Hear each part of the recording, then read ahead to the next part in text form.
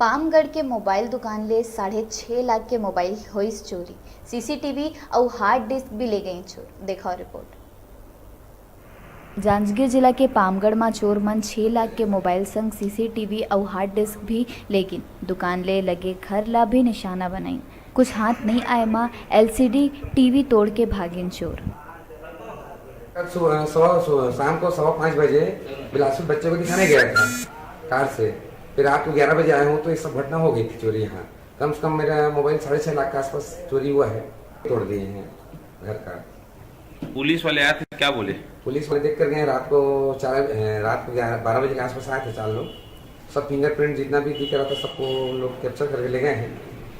और सुबह तो नाम लेकर गए हैं जितने लेबर इसके ऊपर काम कर रहे थे। ये थाना पामगढ़ क्षेत्र का मामला है। बीती रात थाना पामगढ़ क्षेत्र के गुप्ता मोबाइल स्टोर जो यहाँ के प्रार्थी संतोष गुप्ता है ने आज थाने आके सूचना दी कि उसके दुकान पे अज्ञात चोर द्वारा पीछे की खिड़की तोड़ते हुए मोबाइल दुकान पे प्रवेश किया गया है और मोबाइल पे रखे मोबाइल फ़ोन को चोरी करके ले गया है बोल के, जिस पर से अभी घटनास्थल पे पुलिस की टीम गई है और जो भी तथ्य सामने आते हैं उसके आधार पर अभी FIR किया जा रहा है और बेचना जारी है।